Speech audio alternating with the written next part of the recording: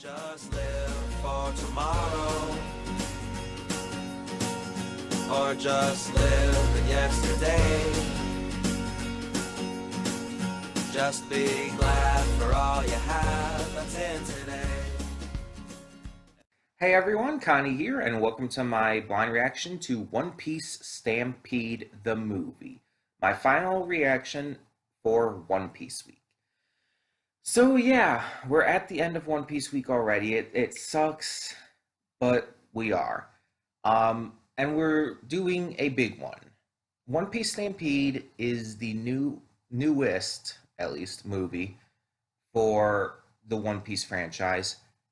And I want to say right off the bat, I do know like almost nothing about it, but I do know like the fact that of where it kind of takes place. Now, obviously, like with any of the One Piece movies, they don't really take place anywhere because due to certain things here and there, they can't. One of the big reasons being like canon stuff going on and whatnot. Um, the thing I know here is that One Piece Stampede features the bounty numbers post Whole Cake Island. But that's like the only thing from what I've been told that is even slightly a spoiler. Because otherwise the movie is entirely non-canon, it's entirely original story, and other than just the increased bounty numbers, it doesn't even fit with the possibility of what's going on in the series at the moment, basically. Um, and that's just what I've been told. But I have been told it is definitely safe to watch if I haven't finished Whole Cake Island. Um, I don't know the full details behind that, but it should be good. It should be good. But yeah, otherwise, I don't know anything about what this movie's about. I've heard of it, but that's literally it. I've heard of the movie mentioned here and there. I know nothing. Like when I went to other One Piece movies, like I knew the gist of the main story, like the very basics. But with this, I don't know anything. So yeah, that's gonna be interesting. Um, and I'm talking like the big movies, you know, like Film Gold, Film Z, Strong World. I'm talking the big movies here. Um, but yeah, so not knowing anything going in except that the bounties are going to be increased. Um, it's going to be an interesting ride for sure.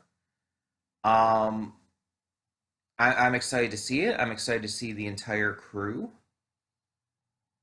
I One thing I don't know for like at all, one way or the other, is if it's just the crew, or are we going to still see their current allies like Law, um, Carrot, Pedro? Are they going to be in there still? Like if this includes post Whole Cake Island bounties, like they could be in there, but I don't know. It might just be like just them. I don't know. It's non-canon either way, so it doesn't really matter too much. But yeah, I'm just kind of curious. Um, I don't know like what the villain's gonna be like or anything. Like I said, really, I don't know much of anything about this movie, but I'm interested to find out. Um, the reason I decided to do this as the closer for One Piece Week is that I felt it was big. I felt it was big enough and something special enough. We did three separate reaction videos to the series this week. Um, we did three different top 10 lists. We did an AMV. So I wanted to finish off the week on something separate but still big, something that would close things off well. And so I decided, let's do a movie. And at first I was thinking one of the older movies, one of the ones I haven't seen. But then I thought, no, let's just do One Piece Stampede. So yeah, this is going to be very interesting. Very interesting. Uh, but we'll have to see exactly what it's like. And I hope that I have been led uh, properly, and that there is no spoilers, or at least no major spoilers, because there are things I know, obviously. Being as far behind as I am, there are things that I do know about. Like, I already do know the next couple arcs in the series, for example. I know what they are, and I know little things about them. I don't know major plot spoilers or any big details about anything, but I do know like little details. So it's like, yeah, it's just the danger of getting as far behind as I had. Um, but either way, um, I'm just really excited to get to this. Unfortunately, I'm still using my old headphones, which have the audio issue. I'm going to try to get it to at least cooperate for the video, because this is also the last video I'm recording this week. So it's like, I just have to get it working for this, and then I should be getting a new pair tonight. Um, so yeah. So at least I won't have to deal with this shit much longer. But yeah, yeah. Um, I'm hoping to enjoy this. I liked the other One Piece movies I've seen. Obviously, I reacted to Dead End Adventure on the channel. It was actually the big way to start doing One Piece again on the channel. But I also had seen Strong World. I've seen Film Z and Film Gold, and I liked them to different degrees. And I acknowledge that they're non-canon and don't really fit into the story and all that jazz. But I still enjoy them. I mean, just because they're not canon doesn't mean they're not in entertaining and fun to watch, which is why I just really refuse to ever skip filler and stuff in any show, because it's like it can still be fun to watch, even if it's non canon, even if it's filler. Doesn't matter to me. um, so yeah, yeah. We're just gonna get started and hope for the best. So when the screen fades to black, uh, God, my mind is blanking. What the fuck? So when the screen fades to black, pause this redirect and go to the description below. Follow the link to the reaction, and after you watch it, come back here to the redirect and resume play. Because after it fades to black and it fades back in, everything from that point forward will be my afterthoughts and will contain spoilers to the movie. So, that being said, thank you so much for tuning in, and I will see you at the reaction. Okay, and we are back, and we'll begin with spoilers in 3, 2, 1, now. So, there were a couple questions I had during this movie. I'm going to start with this right off the bat. Um, One of the big ones was Raftel slash Laugh-Tale. I was questioning like what the deal with that was, because it's always been said in the series to be Raftel, but the log pose here even said Laugh-Tale, and I looked it up. I was avoiding like all the like history or anything. I was just looking up to see if I could find anything that explained it. When I looked up Raftel, it went to a page for Laugh Tale. And apparently, this was a translation thing based on subtitles with Funimation and Viz or whatever. Um, Raftel, it was actually never Raftel. It was always Laugh Tale, apparently. But it was like a translation thing. I don't know like anything else besides that about it, but yeah. Apparently, like the big notable change when like apparently it was because of this movie that they changed how they would like put it in subtitles going forward and stuff, because the movie obviously had it listed on the Eternal Pose, had it spelled out. So yeah, apparently Raftel was just a mistranslation. That's interesting. Um, which kind of sucks, because I like Raftel as a name for the final island rather than Laughtail. Laughtail kind of sounds just a little ridiculous and silly. But anyways, I just wanted to get that out of the way. Um, so One Piece Stampede. I almost feel like this was meant to be compared to the other movies we've had. Again, compared to like Strong World or Film Gold, Film Z, all of those movies. This movie felt more like it was meant to be, in a way, a love letter to the series, to its history, to its fans. Because let's be honest, while the plot of the movie was fine, the movie definitely hinged on its incredibly massive list of cameos, returning characters, returning ideas, just all these callbacks. Like that was like, let's be honest, what the movie relied on. Like the story and everything was great, and I enjoyed it, and I liked the story, even if most of the movie was just a giant war that was started. um, I liked all of that, and I liked a lot of the new characters too. Douglas Bullitt was a great villain. I thought he was very interesting, and even though it's non-canon, I thought it was a really unique and interesting addition to Roger's crew. Who, let's be honest, Roger's crew was likely excessively massive, so it's likely that they could easily do more and more characters like this. Say like, oh, this character was in Roger's crew and yada yada. So it's not unbelievable.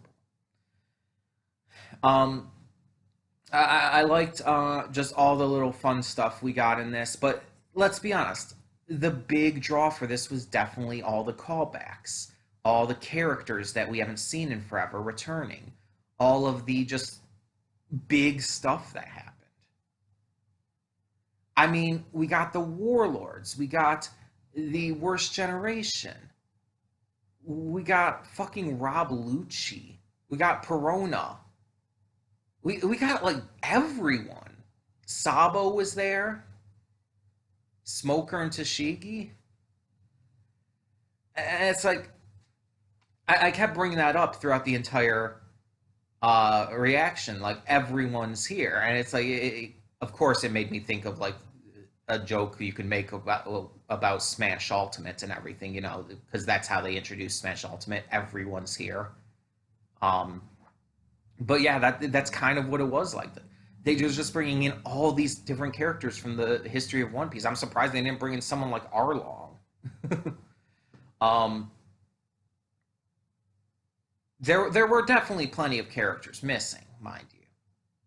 There were plenty of characters missing, but they had so many, and a lot of them were just like huge callbacks. And not just characters, but they had callbacks to previous arcs in terms of just other events, like the Buster Call.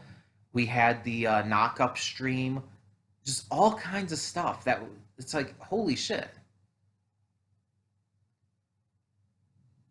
And like I said, it just kind of relied on a lot of that. And we got to see team ups, we got to see fights that we probably won't see or won't see much of otherwise. Um, Stuff that's just like you're not going to normally expect to see in the series, especially to this scale. And that's what I think this movie was trying to do. Now, I don't know for sure. I don't know the intent behind the people who made the movie, and I don't know how much Oda had to do with the movie, like if he had anything to do with it much. But even though I don't know their intent, it definitely feels like that was the intent. It feels like they were trying to make a movie specifically to appeal to the fans who have been there for all this time. The fans who have been there for so long and who have stuck through this series. All of these callbacks were such a big deal, and none of them felt like they were made to be this like little thing. Every time another character returned, it's like, oh shit. I think the weakest return was honestly Lucci, Rob Lucci. And that's only because he barely did anything. He just showed up a couple times and then finally got in at the very end of the final fight. But it's like everything else, it's like, oh, Crocodile shows up. Holy shit, it's Crocodile. Sabo shows up. Holy shit, it's Sabo. It's like every time another character shows up. Every time you see one of the members of the the worst generation at the beginning, when you see Mihawk arrive, when you see Hancock arrive, hell, even when you see Wapple and Foxy arrive, as much of joke characters as they are, and as much of as very little that they actually had to do during the movie, it's like it's like, oh, holy shit, they're even here. It's like it's just this massive amount of, honestly, fan service. But I've talked about how in the past that fan service and uh, creators of shows or movies or whatever who do that kind of thing, who put the fan service in there specifically to appeal to the viewers, it's like that's not necessarily a bad thing. It's not necessarily a bad thing. It's all dependent on how it's used. Going into this, everyone who watches this who's a fan of the series knows this is non-canon. They know that the events of this are non-canon to the series, that they're not going to affect anything, that they use elements from the series, but that otherwise it's like it's not actually happening within the same continuity. So it's like we don't have to worry about that. That's not important to us. It's not going to affect anything. So all that matters to us is how the movie stands on its own in terms of its writing, its characters, the characterization of said characters, and just the utilization of certain elements, even if not canon, how they fit in. Again, the idea of Douglas Bullitt being a former member of Rogers Pirates, it fits, it works, it's believable because Rogers Pirates were probably excessively massive. The idea that all of these different pirates would arrive on this island, it's believable because this was a 20-year-old event that had just been brought back. That was this big, grand treasure hunt, basically, for pirates. It's like, of course, the biggest pirates are going to come for something like that. It makes sense the Marines would be there.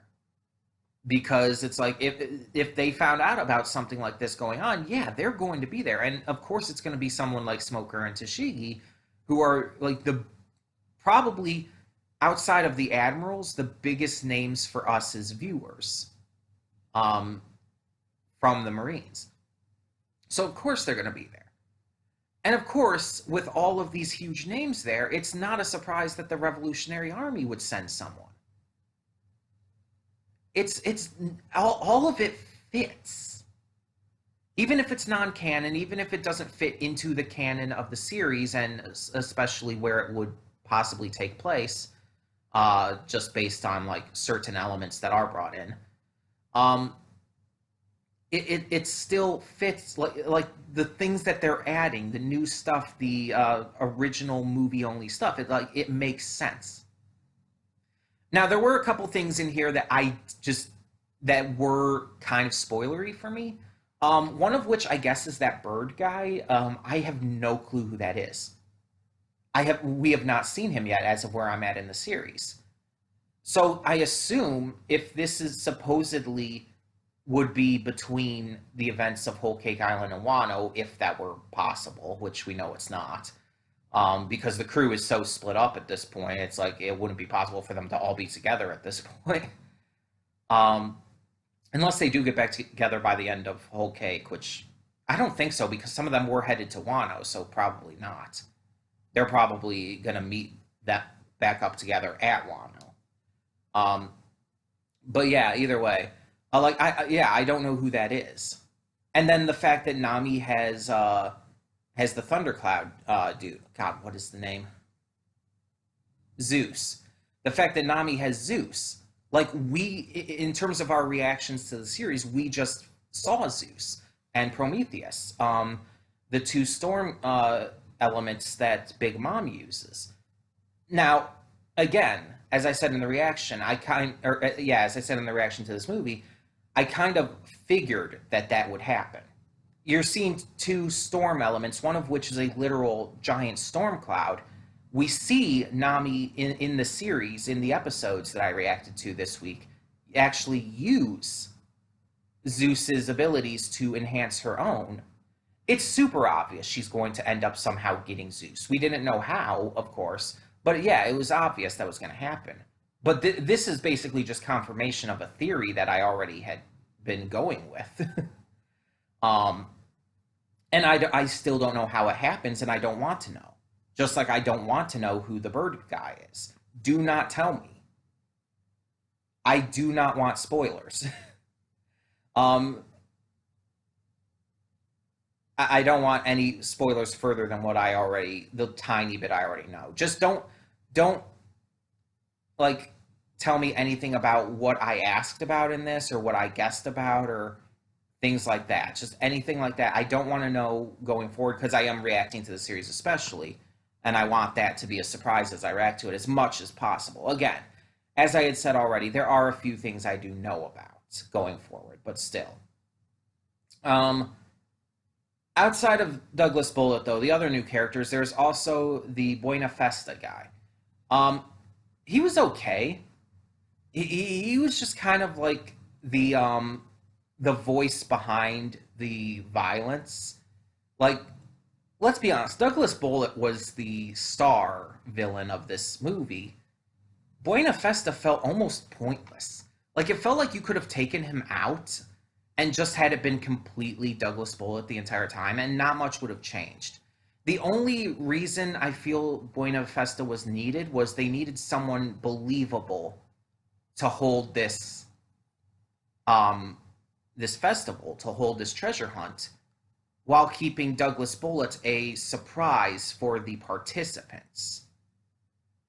But in that case, why couldn't it just have been the MC? I don't remember his name, by the way. The MC. Or hell, why couldn't the MC have just been at the same time been the same person, been Buena Festa as well? It's like having both of them feels completely unnecessary. But it just feels like he didn't amount to much. Everything was about Douglas Bullitt and his backstory, and Buena Festa was basically just not as interesting.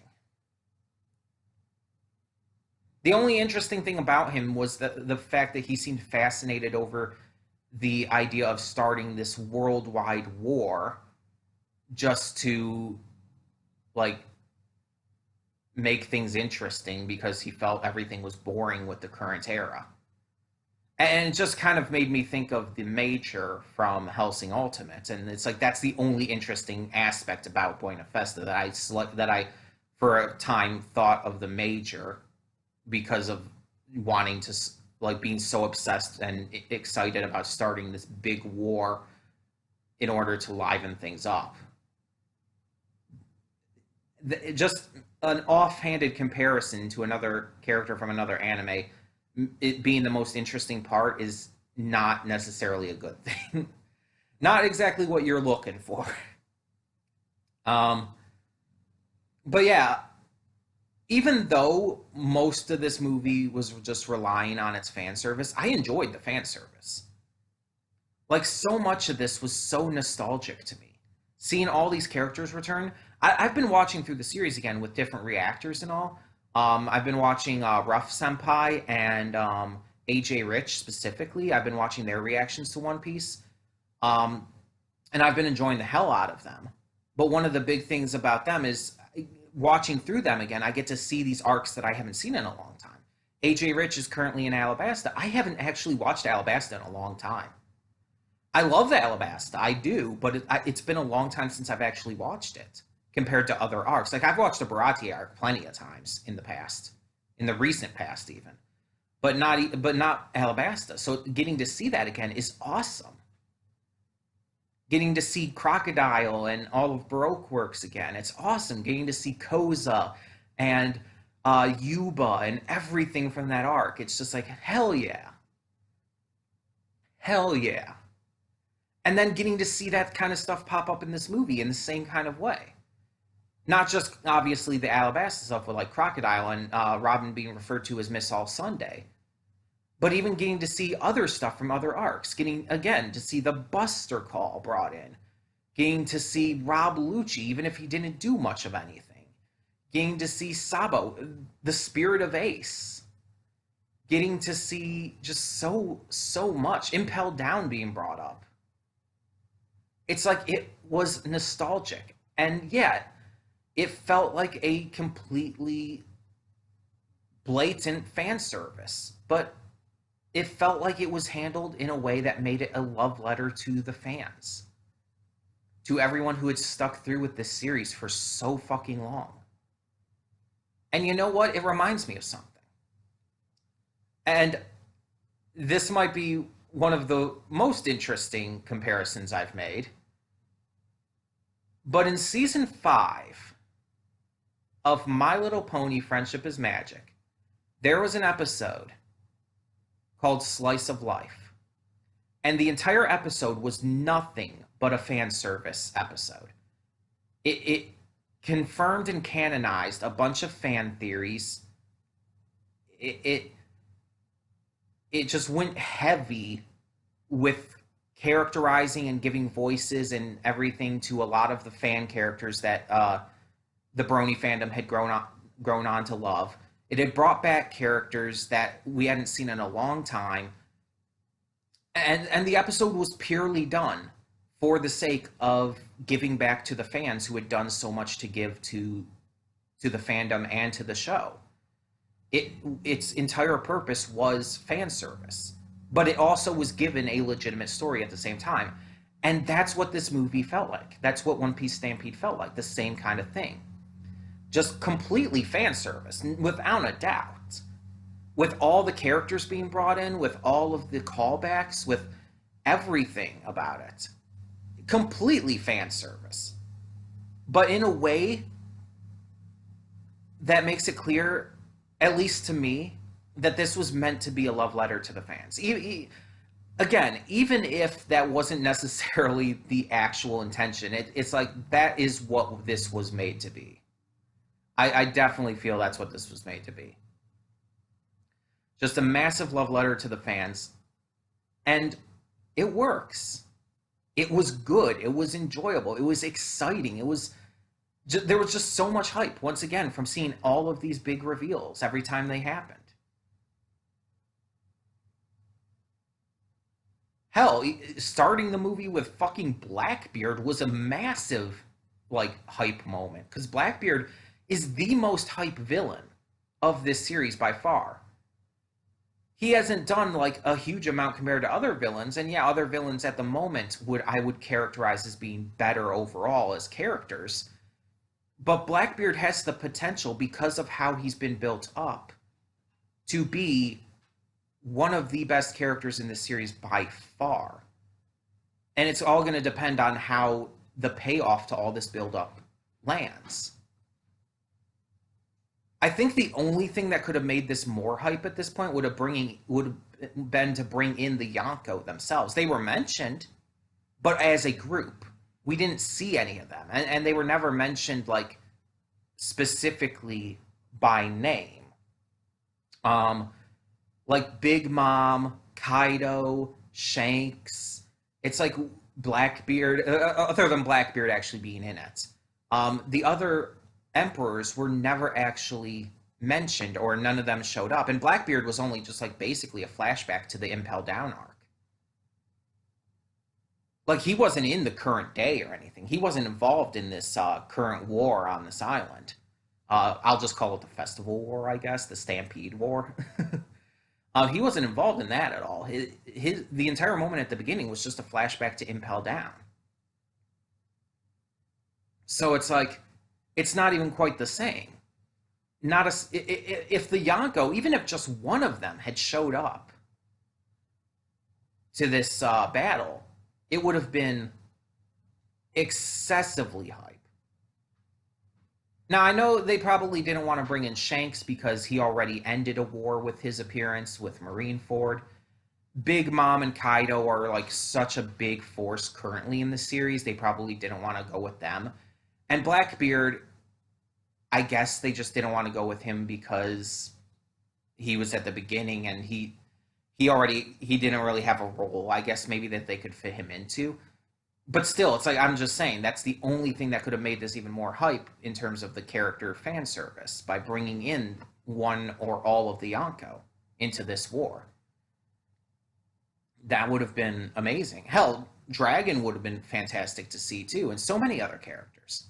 There were a lot of characters that were left out. Jinbei wasn't anywhere in here. He was shown for a very brief moment, and like there was like a series of still shots, like from Luffy's journey and everything so far, and one of them showed Jinbei. It was a very brief second, but that's really all we got. It's just like it would have been great to see Silver's Rayleigh here. He was mentioned again, but he wasn't actually in there. There's so many ways this could have been even more fan servicey. They could have literally brought practically everyone back, but they did choose to hold back and only bring back certain ones, just not everyone. And I think that's fine. We saw a single pacifista, but it's not clear if that was supposed to be Kumar or not. There was no Moria, obviously. But yeah, you get the point. You get the point. Just in general, like I said, I really enjoyed this. I don't know where I would say it would rank amongst One Piece movies for me. I would really have to think through that, especially because there's a couple of them, like Strong World and Film Z, which I haven't seen in a long time. So I'd really have to think about it and just process things through before I could even begin to rank this amongst the other movies I've seen. I will say that I can compare it to at least Dead End Adventure, which we reacted to like back when we started doing One Piece again on the channel. And I will say it's obviously better than Dead End Adventure. Not that Dead End Adventure is bad. Dead End Adventure is a good movie, and I enjoyed it, but it's not anywhere near as good as this. It's just not. But I did enjoy it. Either way, tell me in the comments below what you thought of One Piece Stampede. And remember, no spoilers. Do not clarify anything I asked about or theorized about or anything. Do not tell me any spoilers for the future of the series, anything else that might have been in this that I might have missed. And speaking of, by the way, I did notice that they called Luffy the Fifth Emperor. I'm just going to say now, I did already know about that. But I also know it's not official. But that's all I know. I don't know all the details behind it. So don't clarify or expand upon that either. I didn't mention that during the reaction. I didn't like comment on that at all. So I just wanted to bring that up. Do not comment on anything like that. Do not clarify on anything. Do not expand on anything like that. I don't want spoilers. I do not want spoilers for the future of the series pretty much at all. But yeah. Thank you so much for tuning in. Once again, tell me your thoughts on this movie down below, and thank you so much for continuing to support the channel. And I hope that everyone who checked out the videos this week during One Piece Week very much enjoyed. I had a blast recording them, even if these stupid fucking headphones have been dying on me this week. Funny enough, it happens the same week I have to get a new webcam too, you know? The same week I have to get a new webcam because the other one was crapping out. Now my headphones crap out and I have to get new ones of those. I should be getting those today, and I have nothing else to record until next week, so I should be good. I should be good on that. But yeah, thank you so much for tuning in to One Piece Week. Next week, everything goes back to normal. We will be getting back to our other shows, and I will say right off the bat, there will probably be no One Piece next week. Just because I am going to want a break. I did 3 separate reaction videos for the series, plus this movie, plus an AMV, and 3 separate top 10s. I think I'm going to take a break from One Piece next week. As much as I love the series, I think I'm going to take a break and focus on other stuff, especially the ones we haven't gotten to for a while. I definitely want to get back to more Miraculous. I want to get back to Castlevania. But as always, we'll see, because I have no idea what I'll be in the mood for at the moment. So we'll kind of take it as we go, as always. But, yeah. Thank you so much once again, and for now, I'm Connie, and I'm signing off. See y'all next time.